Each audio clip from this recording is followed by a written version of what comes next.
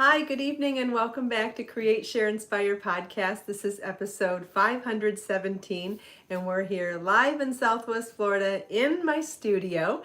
If you are joining me live, please say hello. If you have questions for me, please ask them. If you, I don't know. What did I forget what I was going to say? Anyway, I'll wait for you guys to say hi. I know it takes a few minutes for people to pop over from pre-chat or from getting their notifications, so I will sit patiently and wait for you to arrive. Hi Joe, hi Judy, good evening. Hi Pamela, thanks for joining live. Happy Tuesday evening. Hi Lily. I thought for sure you could see my table, but it looks like you can't. Get it back a little bit. Hi Lisa and Carol and Dave. In fact, I think I'll just see if I can bend this one down a little bit. Does that work? No. Hi Julie and Joanne and Cranjeet. Thanks for joining live. Happy Tuesday evening. Hi Sandshell and Sherry and Donna. Hi Glory and Pamela. Well, welcome back to Create, Share, Inspire podcast. This is episode 517, and we are live in Southwest Florida. This is a live stream, so please feel welcome to ask questions. If I can answer them live, I absolutely will answer in real time. And if it's something that I have to get back to you on, well, that's an entirely different situation. But most of the time, I can answer questions live. We are going to talk a little bit more about crochet hooks tonight. I wanted to talk about the differences and similarities between inline and tapered crochet hooks. Some of you may know what I'm talking about, and some of you may not know what I'm talking about, and it doesn't matter either way. What I've discovered is that it is absolutely just personal preference, and the more that I have researched the differences between the two of them, the more I think that they are actually more similar than I realized. And it's not even the hook that makes the different, it's not the actual hook that makes the two different styles of crochet hooks different. So to start with, there are two different named description styles of crochet hooks. And the reason why we're having this conversation tonight is, number one, I misspoke about my new crochet hook and toolkit set yesterday. I said that they were inline crochet hooks, and I was absolutely wrong. They are tapered crochet hooks, and I have updated. Obviously, I can't update what came out of my mouth on the podcast yesterday. All I can do is apologize for my mistake, correct myself, and correct anything that was in writing. So my website has been corrected. Anywhere that I called them inline crochet hooks, I have now corrected them and called them tapered crochet hooks. So I apologize to anybody who is upset or I don't know. I'm sorry, I made a mistake, and I'm going to explain what's different about them now as well. So these are the two types of hooks. Now it's too far away. Okay, so this one is inline and this one is tapered. So we're going to start with the differences. The tapered one here, the inline one here, the throat of the crochet hook stays a perfect cylinder until it goes in at an angle, and it is a very deep, or it's a deeper hole in the hook area. Can you see that? I'll do it on my face because it seems like it's a better contrast than my hair or the wall. Then, and these are the same size, I think, yeah, both 6 millimeter. So then this one here, this is a tapered crochet hook. And so the difference being that in the throat area here, in the throat, it tapers instead of working in a slant. And you notice that the actual head of the hook is a little more rounded, and the hole of the hook is a little bit bigger and a little bit wider, okay? Now, what I have found when I'm crocheting is that the two things that make these different up there have absolutely no bearing on how you crochet. However, there is one other difference between these two crochet hooks that does slightly change the way you crochet if you use it, and that is the thumb rest here. I do not use the thumb rest when I crochet, and I'll show you that in a minute because I'll demonstrate this again, but the thumb rest is in a different position, is in a different location on the inline hook and the tapered hook. It's a little higher up, a little closer to the hook on the inline hook, and it's a little lower down on the tapered hook. So, having said all that, if you use that thumb rest, that could affect the change if you're going to switch back and forth between inline and tapered hooks. Whatever you're used to using, the reason why you don't like the other kind in the beginning is not because you can't crochet with it. Not at all. It's only because your muscle memory has you used to where you hold the hook on one versus the other. Can you crochet with both of them? Absolutely. Can you get good at crocheting at both of them? Without a doubt. Are the differences minor? Yes. What makes the contrast different is depending on where you hold your hook. If you use this thumb rest, it's in a different position on the hooks. But if you don't use the thumb rest, like I don't, I use the back of the hook and I hold it like a pencil. As long as I'm holding it like that, I'm nowhere near that thumb rest, so it doesn't matter to me which kind of hook I use. So, having said all that, my brand new hooks, the Kristin Omdahl hooks that are aluminum, just like these two hooks that I'm showing you, they are aluminum, which makes them super slick for going smoothly through your yarn and have lots of speed, but it has the bamboo handle so that it's nice and warm on your hands. It's great for your fingers and your joints. It's thicker than a crochet hook, so it takes less effort for your hand to wrap around it, which is great for people with carpal tunnel syndrome or arthritis or other various conditions with their hands. But I wanted to point out that yesterday I said that it was an inline crochet hook, which you can see here, it absolutely is not. It is a tapered crochet hook. However, no matter which type of hook you normally use, inline or tapered, you've got a handle here now, which means you're not using that thumb rest at all. So it's going to end up working fabulously regardless of which type of crochet hook you use when you use the metal ones.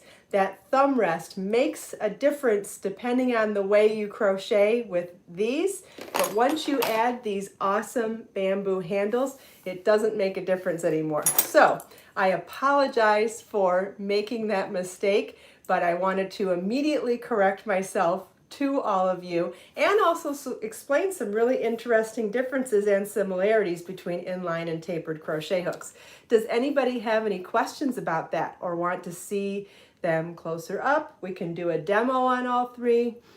Want to see what everybody needs to know about that. Did you find?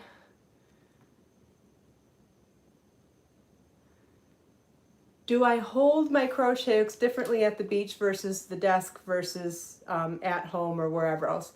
I do not find that I hold my hook any differently. The only thing is I probably hold my work differently when I have to hold it up in the air to show it on camera versus putting it in my lap. I know when I'm outside and it's windy, I have to hold my work differently and hold my yarn differently than when I'm in the house and without weather conditions. But I don't hold my crochet hook any differently on any other occasion. There's a couple of stitches that I feel like I hold it like a knife, but I can't think of what they are off the top. Oh, maybe there's some Tunisian that I prefer to hold my hook like a knife, but in general, I always hold my hook like a pencil. Now, I will say, I do not believe that there is any right or wrong way to hold a crochet hook. However you prefer to hold your crochet hook is absolutely fine. But having said that, would anybody like to see a really close-up, slowed down, step-by-step instruction for how I hold my crochet hook? Because if you want that, I can give it to you, but I don't want to make it sound like there's only one way or only my way to do it. Does your tension change from knife hold to pencil hold? Tension for me comes from how you hold your yarn, not from how you hold your hook. That is a wonderful question, and I'm going to show you right now. And you know what? Crochet chain's a great place to start, because you can make amazing crochet chains that look like perfection based on the way that you hold your yarn. And if you hold your yarn with less tension, you can have the most awful crochet chains that are not even tension, and they're a nightmare for crocheting into on the first row. I know some of you know what I'm talking about. Okay, so for good tension, for the right perfect tension when making a crochet chain, and then this applies to any stitch going forward after that, I have tension on my tail, which will eventually be your work, and I have tension on the working yarn. Okay, so I've got tension on both sides, so that when my crochet hook is wrapping around and pulling through, there's tension on both sides. Okay, so now that I have my first chain, I'm going to pick up my thumb and index finger and now hold tension there instead of the tail. That's the body of work, what I mentioned. And I've got tension on my working yarn as well, and pull a loop through. Now, and it doesn't have to, you don't have to change every stitch, but every few stitches you want to change your position again so that you're holding uniform tension on everything. And so I find that, see how I'm making 2 stitches and then letting go and picking back up, so that my tension is not only even here, but even here as well. And look at, I keep getting stuck on the desk. Look at that amazing tension on those chains, right? Isn't that perfect tension? Now, if you don't do that, and you start doing it loose, and then, oh, I didn't make it all the way through, so I'm gonna pull tight. This is mistake time here, so I'm gonna pull tight. It's too loose, I better pull tight. Oh, I got way too loose. I'm gonna try to adjust it. See, that's where you go wrong, and your stitches end up getting wonky, and they get too tight, or they get too loose. Okay, so here, I'm stuck again. What in the heck's going on here? Look how I lost my tension here. I lost my tension, and I've got tight stitches and I've got loose stitches. And what's going to happen is, when we don't just chain for the sake of chaining. We chain so that we have somewhere to work our stitches on the next row. And if those stitches aren't uniform, you're going to have a problem working into them on the next row. So let's even do this with, let's do a row of double crochet after this. So now where I'm holding my yarn, you notice I'm holding my hook the same way. That doesn't change. However you hold your hook is usually how you hold your hook. But what I'm doing is holding my working yarn at tension here. And when I say tension, I don't mean tight, but you're holding it taut. There is slight tension on it. And I'm also holding tension on my work with my thumb and my first finger and my index finger too. And that way,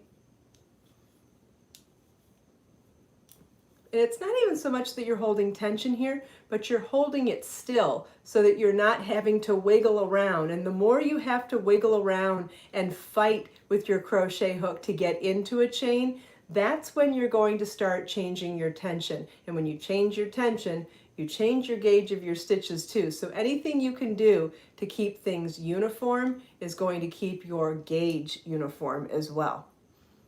So I forget who asked that, but that was a wonderful question, and I hope that answers your question. Does anybody have any other questions about that?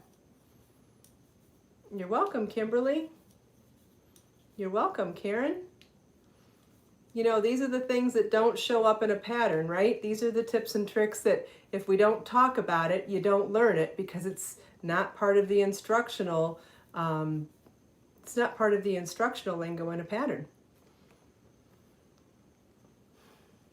So any of these types of questions are just wonderful for the podcast because not only do we have real-time conversation, but we have the video and we can talk about anything that you may have questions about that's not necessarily in a pattern. Yes, the bamboo handles warm up. They are heat absorbent. So as you work with them, they warm up and it's very comfortable to your hands. So anybody that gets sore hands or cramped hands, this reduces that tension. Yeah, not those kinds of details, Dawn. You won't find those kinds of details in a pattern, not usually. You know, there's always that assumption that you know the stitches or you know the different techniques for holding yarn. Some stuff has to be, you know, implied. Buy on my Amazon. I'm guessing you're asking about the crochet hook and tool set. It's available on my website.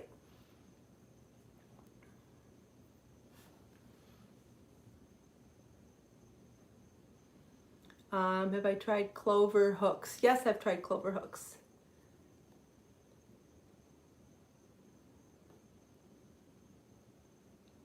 Any advice for your back and your eyes when crocheting for a long period of time? Yes, you should get up and take a break. In fact, if you're like me and you get super duper focused and forget about eating and taking rests and stuff, set a timer on your phone. That's the best way to remember. So every hour, get up for 5 minutes, or every 2 hours, get up for 15 minutes.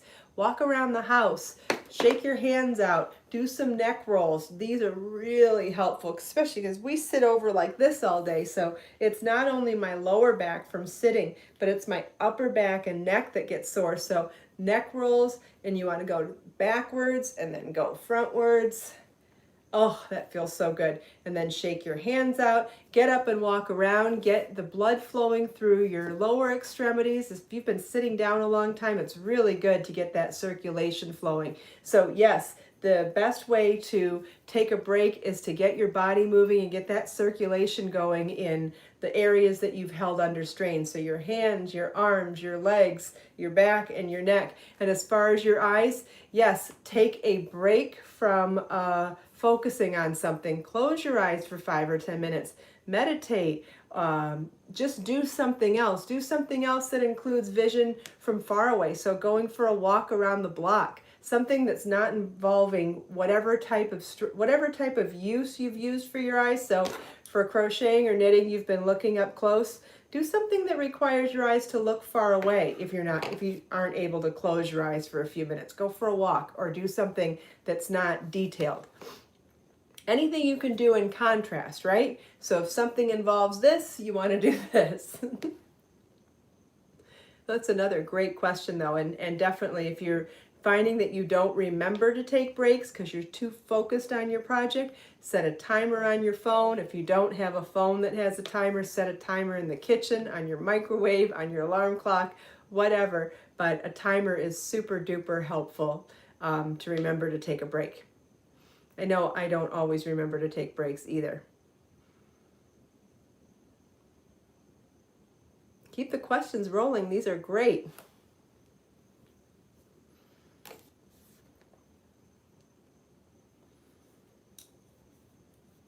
You're welcome, Dave. Ideas for scrap yarn and colors to put together. I'm not sure what you mean by that. You're talking about color in respect to color or types of projects? I'm not sure what you mean. There's all sorts of projects for putting together scraps.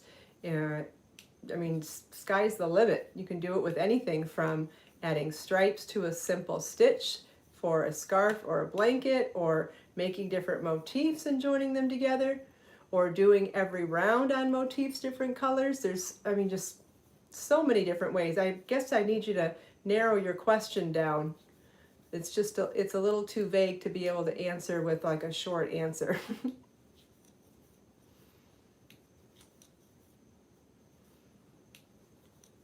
I don't even know what I'm doing, I'm just crocheting.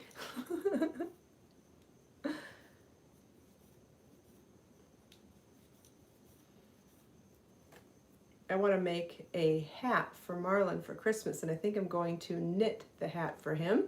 Anybody else in the mood for a men's knit pattern for the holidays?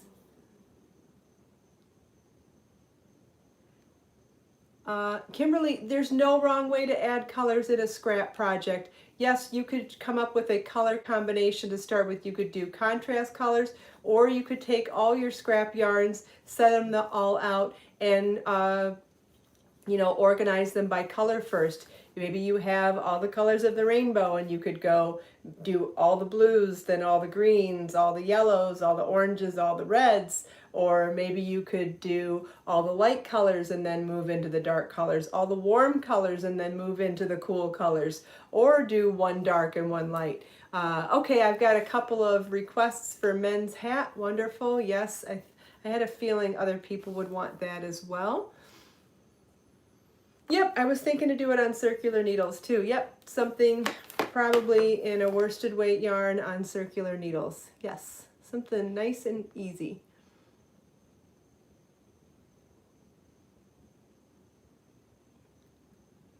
Dave, it went by way too fast. Here's what I'm going to suggest on the longer comments. If I don't get a chance to read them live, once the live stream is over, each podcast gets converted to a video on YouTube. And once it gets converted to a video, you can write a permanent comment on the video, and then I get notified of that permanent comment and I can answer your question better there. The comment rolled by too quickly for me just now. I'm sorry.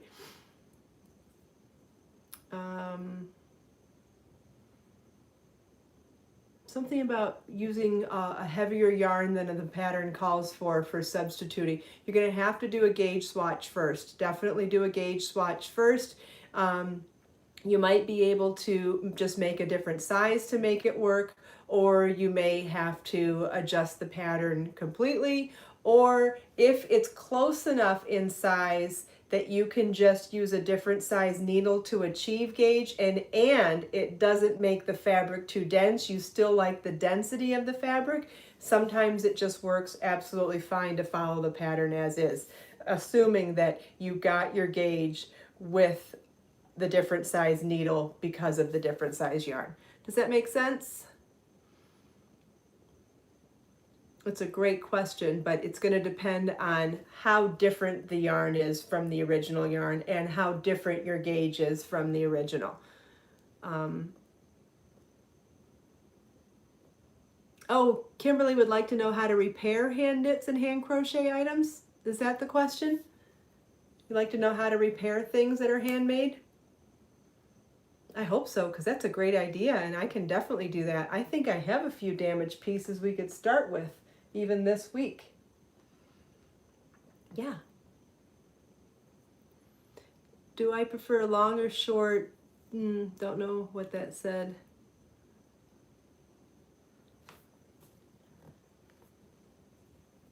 Yeah, we can definitely do some fixing. Or do you mean fixing of, I see another question here. Do you mean fixing mistakes while it's on your knitting needles or crochet hooks, or fixing finished items? Because I know that there's lots of content out there for fixing things while on the needle or hooks, and not that we couldn't do that as well, but I thought what might be interesting that I don't think we talk about nearly enough is how to fix things that are long finished, where you don't have the same yarn anymore and you can't just unravel and go back to that row. I think that there's some interesting components to fixing something when you can't just go back and redo it, when you actually have to repair it because you can't redo it. What kind of crochet hooks was I just using? These are my brand new crochet hooks. I'm making a Kristin Omdahl brand set of crochet hooks that's tapered aluminum hook with the bamboo handle, and you can find this in a huge kit on my website. It comes with 11 sizes of crochet hooks, sizes 2mm to 8mm, B through L. It comes with a set of locking stitch markers. Comes with a mesh zippered storage bag, a pair of sharp craft scissors with a protective cover, and a bent tip yarn needle, an awesome needle threader, and a tape measure. Is that everything? I don't know. I think so.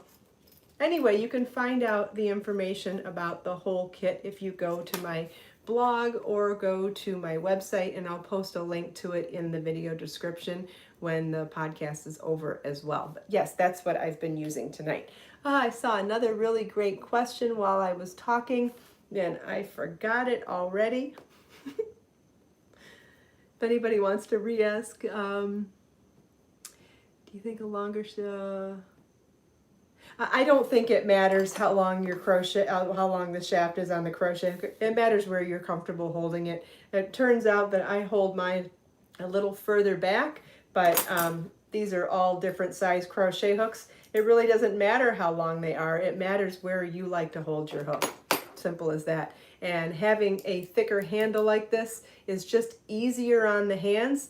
The bigger something is, the less your hand has to contract to hold it. And being wooden, it absorbs heat, so it ends up being warm and soothing to your joints. So this ends up being easier to use than these on your hands, but it's still aluminum at the top, so it's really quick and glides smoothly over your yarn.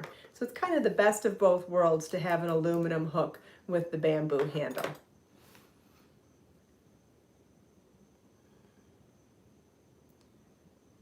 Yeah, it does look nice. And then not only is the size written on all the hooks, but they're also color coded as well. So each hook size is in a different color in your set.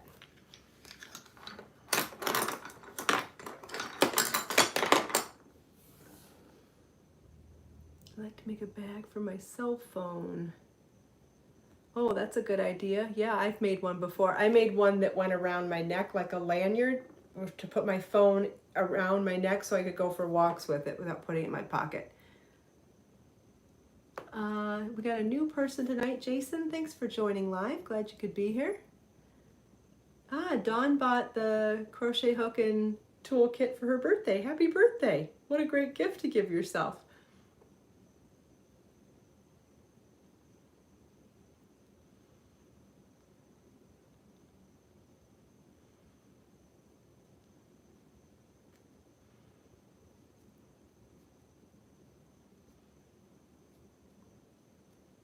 I know one thing that I would like to fix is my yoga mat bag from Crochet So Fine book, which is a really old pattern from one of my older books, still a beloved book.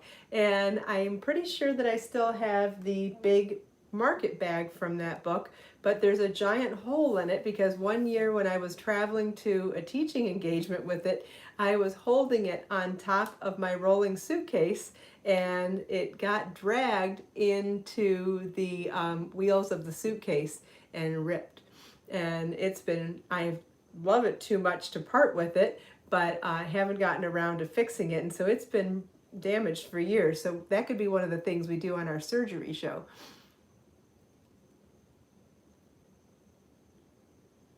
Seen who, where, I don't know. Hello from Central California.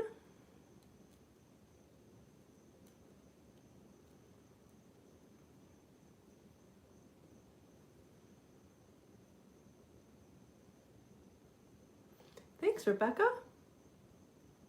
Thank you, Dawn. I'm very excited to be doing the cooking show for a couple of reasons. First of all, I love food. Second of all, I'm already making dinner every night. Third, Marlon's interested in learning how to cook and interested in just participating with it with me. So just that bonding time with Marlon and getting to show him some tips and tricks for cooking and getting to share all of that experience with all of you has just been so special and heartfelt to me. I'm really enjoying it a lot and hope you are too. It's been fun, and we're just going, as long as Marlon's willing to participate, I find it to just be so special and so fun. And he's a foodie too. It's just we've been having a great time doing it, and I've been loving sharing the whole experience with all of you. So thank you. Thank you for allowing us to share cooking with you as well.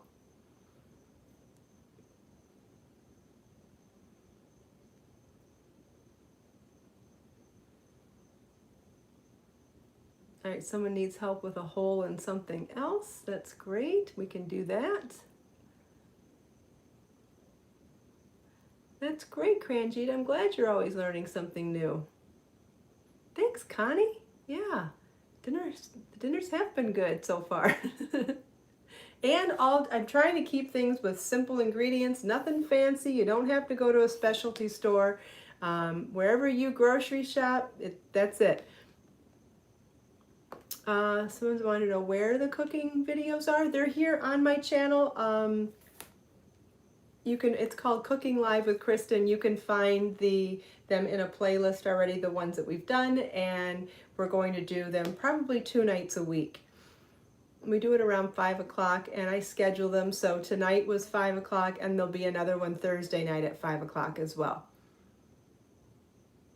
Yeah, Kimberly, getting the elves to do your dishes. I get that. Yes, I don't love doing the dishes either, but unfortunately it's part of the process. Thank God for a dishwasher.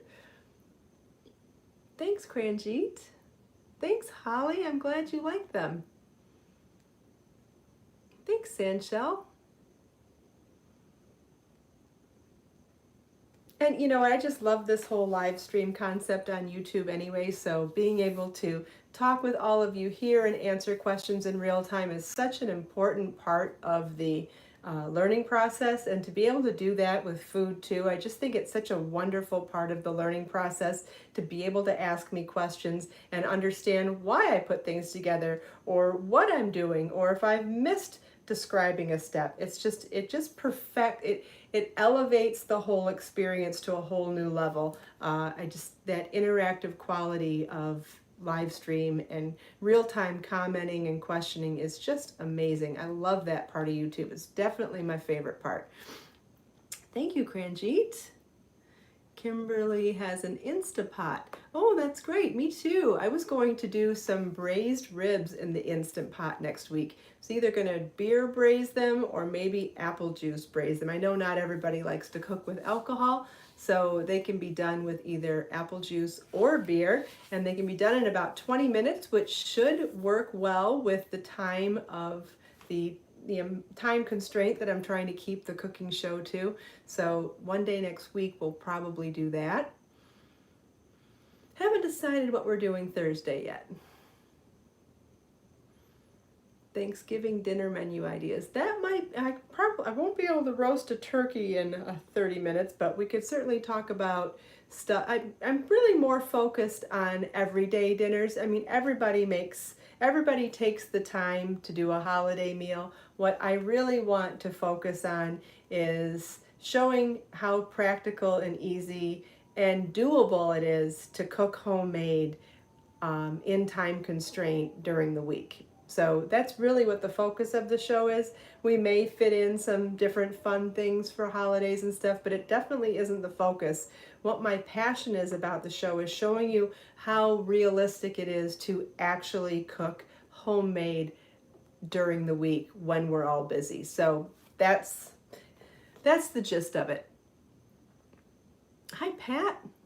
Yeah, appetizers we could definitely do, and we'll try to keep those, and I'm trying to keep things to healthier dishes, since you can wrap bacon around anything and make it taste good, but I think it's really good to focus on healthy eating whenever we can, indulge in the fun stuff when we want to, but I think for me, being creatively healthy in my menu is really where I have my passion is about cooking. So I'll even do that for the appetizers, which is usually not where you see healthy food. I think a lot of appetizers are not healthy, so I think it'll be interesting to show you. I'm not saying that bacon isn't healthy, Sandshell.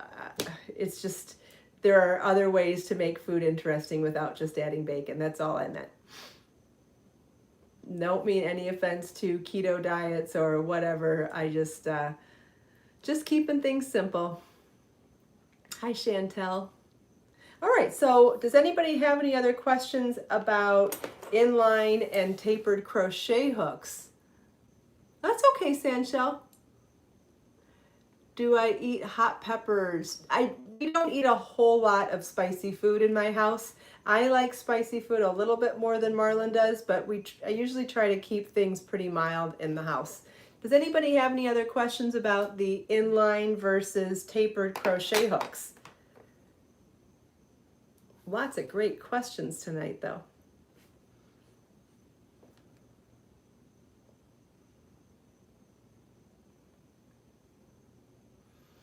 I can't see what your name is, Cinder, maybe. The bag, you're asking if there is a single pattern. You know, in my older books that were published by Interweave Press, I'm not sure what the current state of affairs is there, whether they are selling the books individually and or selling the patterns individually. But if you go to the publisher's website, interweave.com, you can find out more information on what they're doing with those patterns. In my newer books that I independently publish, so Motif Magic, 80 Handmade Gifts, Layers Crochet, Layers Knit, and now 52 Crochet Gifts, I sell the books, the ebooks, and also make all of the patterns available as single downloads. But I'm not quite sure what the current situation is with the publisher of my older books, but you could definitely go to their website and find out. Use several types of crochet hooks. Pat, honestly, once you, if you don't notice a difference, it's because there isn't. If you're, however you hold your crochet hook, it really can, as long as you're not using that thumb rest, if you're using the thumb rest, because they show up at a different length, a different distance from the hook, that could make it a little bit different. But unless you're using that specifically for holding your crochet hook, there is no difference between the two different hook styles as far as speed or consistency or staying on gauge. I feel like they both work just about the same as long as you're not really depending on that thumb rest. If you use the thumb rest, then it is a slight difference, but then it's only based on muscle memory, and it's not that you can't learn both ways, it's just that it's a slight difference. That's it.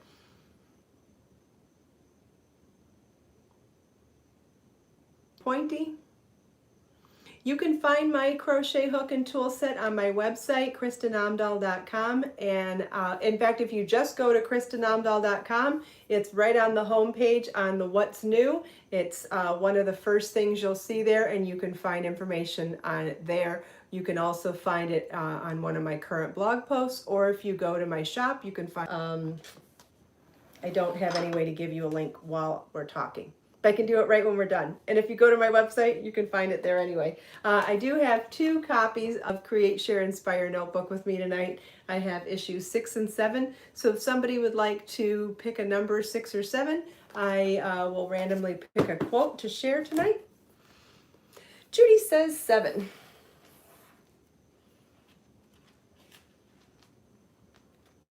Oh, this is so powerful. This is by Victor Hugo. There is one thing stronger than all the armies in the world, and that is an idea whose time has come. And that is an idea whose time has come. You know how we talk about you want to do something, you've got passion for something, you want to do it, but you can't figure out how to do it, and then you put it on the back burner, right? And then you know when the idea's time has come, while the horses can't stop you from doing it then, right? I think that's what this is talking about. That bubbling up passion and desire once you know it's the time for your idea to come to fruition. What an exciting time that is. But what a great way to describe it as well. So this is by Victor Hugo. There is one thing stronger than all the armies in the world, and that is an idea whose time has come. So awesome. I love it.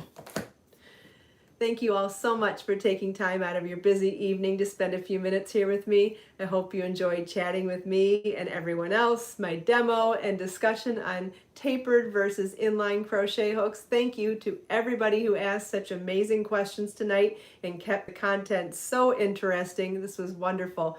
Have a wonderful night, everybody, and I will see you tomorrow. Bye.